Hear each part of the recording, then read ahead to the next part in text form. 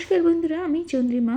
একটা ভাঙাচোরা পুরনো সিঁড়িকে কিভাবে সুন্দর করে করা যায় সেটাই তোমাদের সাথে শেয়ার করছি। প্রথমে আমি কিছুটা অংশ আলপনা ছিল সেগুলো ভালো করে শিরিষ কাগজ দিয়ে ঘষে নিলাম, আর তারপরে একটা কাগজ দিয়ে পুরো মার্কিং করে নিলাম যে আমি কতটা রং করব। তারপরে অয়েল পেন্ট দিয়ে সেই জায়গাটা আমি কালার করতে থাকলাম। বন্ধুরা, ভিডিওটি ভালো লাগলে লাইক, কমেন্ট ও শেয়ার করো, আর সাবস্ক্রাইব করে বেল আইকন প্রেস করে পাশে আমার বন্ধু হয়ে থেকো। কালারটা না 2-3 বার করে দিতে হয়েছে, তারপরে গাঢ় লাল কালারটা এসেছে। তো আগে যে আলপনাটা ছিল সেটার উপরও লাল রং দিয়ে দিয়েছি। দেখো আমার পুরোটা কমপ্লিট হয়ে গেছে।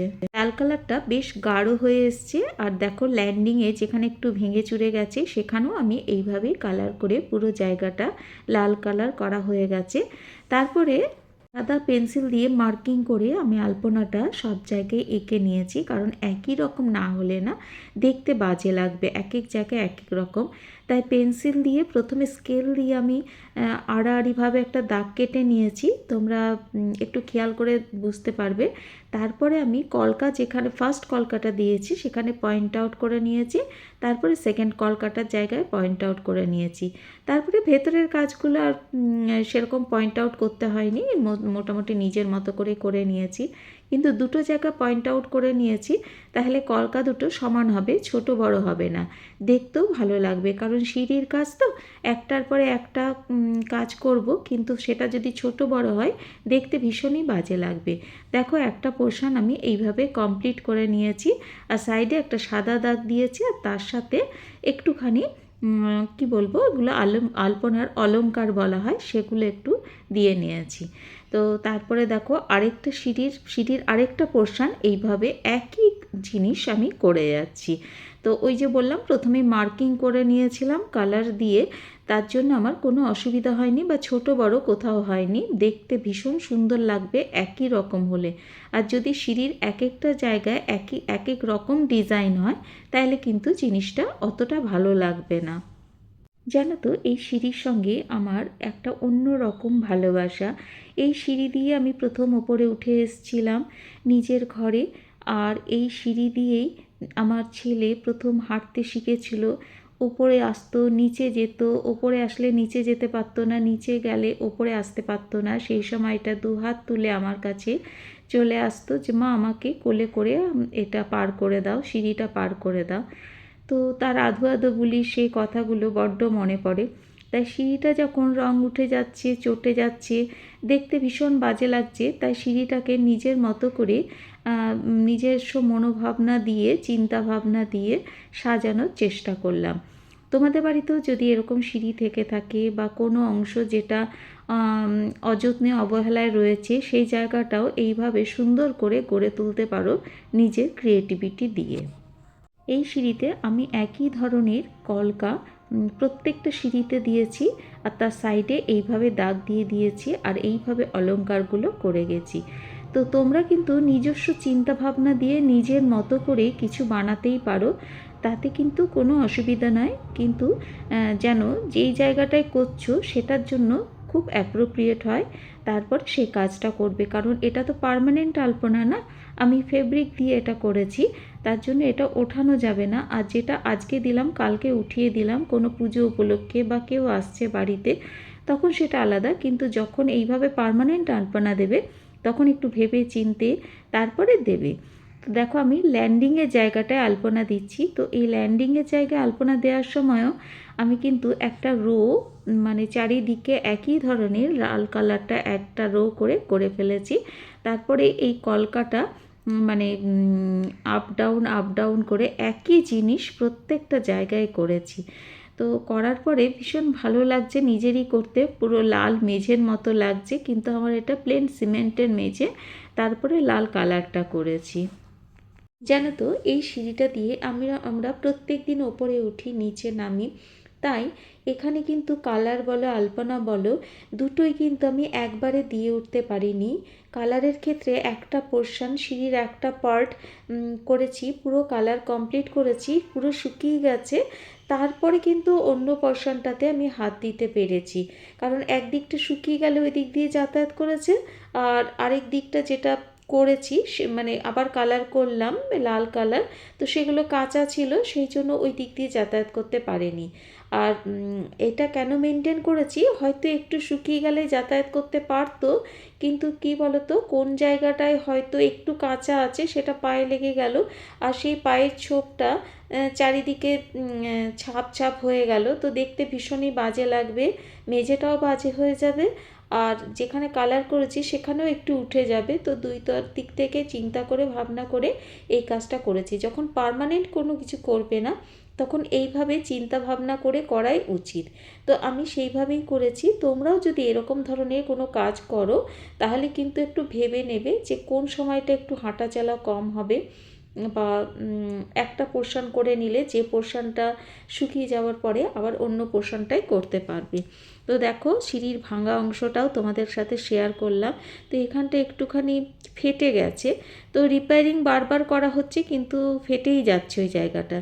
তো সেই জন্য আমি এখানটা কালার দিয়ে আলপনা দিয়ে এত সুন্দর করে রেখেছি যে ফট করে এসে কেউ বুঝতেই পারবে না যে ওখানে ফাটা বা ভাঙা বলে কোনো জায়গা আছে। কালার দিয়ে লাল কালারটাও ভেতরে ভেতরে ঢুকিয়ে দিয়েছি যাতে ভেতরের নোংরাটা বাইরে না আসতে পারে। তো দেখো এখানে যেখানটা ফাটা আছে সেখানটাও সাদা কালার দিয়ে আলপনা দিয়ে এত সুন্দর রেখেছি যে সহজে বোঝা যাবে না, অথচ অন্য জায়গাগুলো কিন্তু বেশ ভালো লাগছে, ওই নির্দিষ্ট একটা জায়গাটাতে ফেটে গেছে। তো এইভাবে দেখো আমি যেখানটা ল্যান্ডিং এরিয়া সিঁড়ি সেই জায়গাটা এইভাবে আমি আলপনাটা একটু অন্য ধরনের দিয়েছি, মানে লম্বা যে প্যাটার্ন ডোর আলপনা যেগুলো বলে সেগুলোই কিন্তু এই জায়গাটাতে পরপর দিয়ে গেছি। আসলে কি বলতো যে কোনো জিনিস যদি আমি যত্ন করে করি তাহলে কিন্তু সেটা সুন্দর থাকে। সে সম্পর্কই বলো বা যে কোনো ঘরের জিনিস বলো বা টাকা পয়সা বলো, যা কিছুই সব কিছুই কিন্তু একটু যত্নের প্রয়োজন। মানে আমি যদি তার প্রতি যত্নবান হই তাহলে কিন্তু সেটা সুন্দরভাবে আমাদের মধ্যে বেঁচে থাকে। তো এই সিঁড়ির ক্ষেত্রেও সেটাই আমি অ্যাপ্লাই করেছি, ওকে সুন্দর করে সাজিয়ে তোলার আপ্রাণ চেষ্টা করেছি নিজের মতো করে। তোমাদের যদি এরকম পুরনো ধরনের কিছু থাকে এবং সেটা নতুন করার চেষ্টা করো তাহলে নিজস্ব ক্রিয়েটিভিটি দিয়ে অবশ্যই সেই কাজটা তোমরা করে যেতে পারো। দেখো এইভাবে করতে করতে আবার দেখো কলকার ওপরও আমি একটুখানি অন্যরকম টাচ দিলাম ডোর আলপনাতে, তো সেটাও তোমরা একটু কোনো কিছুতে অ্যাপ্লাই করতে পারো। আর সাইডটা এইভাবে করলাম একটু অন্য ধরনের, মানে সিঁড়ির চারিদিকে যেটা করেছি সেটা নয়, একটু অন্য ধরনের করেছি, নিজের মতো একদম নিজস্ব চিন্তাভাবনা দিয়ে করেছি। তো তোমাদের যদি ভালো লাগে সেটাই আমার চরম পাওয়া হবে, এবং এটা দেখে যদি তোমরা কোনো কিছু করতে অনুপ্রাণিত হও সেটা আমার আরও বেশি পাওনা হবে। তো দেখো আমি ওপর পোর্শনটা করেছি সিঁড়ির, আর বললাম না করতে বেশ সময় লেগেছে, তাই 1 কাপ চা নিয়েও বসে গেছি। চা খেতে খেতে রং তুলি দিয়ে আমি একটু একটু করে এগিয়ে যাচ্ছি আলপনাটা। তো এইভাবেই দেখো আমি এখানেও দেখো তোমরা খেয়াল করছো কিনা জানি না, আমার দেখো একটা দাগ আছে স্কেলের, সেটার মিডিল পয়েন্টে কিন্তু আমি দাগ দিয়ে নিয়েছি, মানে একটা কলকা ওই পর্যন্ত আসবে, তারপর সেকেন্ড কলকাটা শুরু হবে। তো এইভাবে আমি পুরো জায়গাটা পুরো সিঁড়িটা ঠিক একই ডিজাইন পর পর পর পর করে গেছি, কোথাও কিন্তু একটু কম বেশি হয়নি।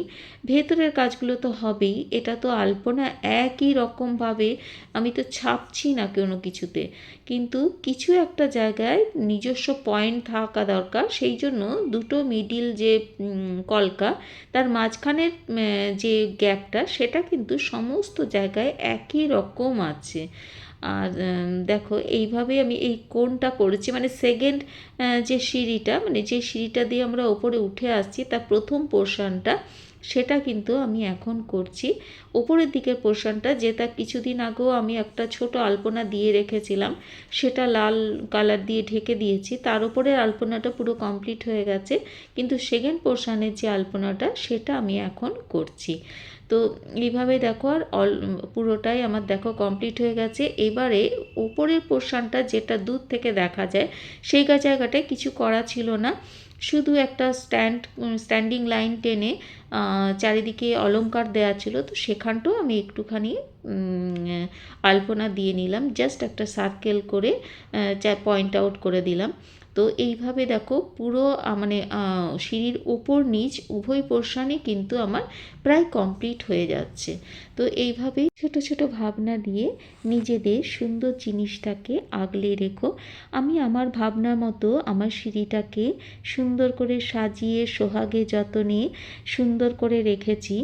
আর তোমরাও তোমাদের মতো করে তোমাদের যে কোনো পুরনো জিনিস বা নতুন জিনিস যেটা মনে করছো নিজের মতো করে সাজাবে, সেটা অবশ্যই সাজিয়ে সুন্দর করে রেখো। আর তোমরা যদি এর থেকে একটু অনুপ্রাণিত হও, সেটাই হবে আমার সবচাইতে বড় পাওনা। বন্ধুরা, ভালো থেকো, সুস্থ থেকো। দেখো ল্যান্ডিংয়ের জায়গাটায় যেখানটা একটু ফাটা মতো আছে, সেই জায়গাটাও কি সুন্দর লাগছে, কি অপূর্ব লাগছে। তো তোমাদেরও যদি ভালো লাগে, তোমরা অবশ্যই নিজস্ব ক্রিয়েটিভিটি দিয়ে তোমাদের চিন্তা ভাবনাগুলো সুন্দর জিনিসের মধ্যে প্রতিফলিত করবে। আর ভালো থেকো বন্ধুরা।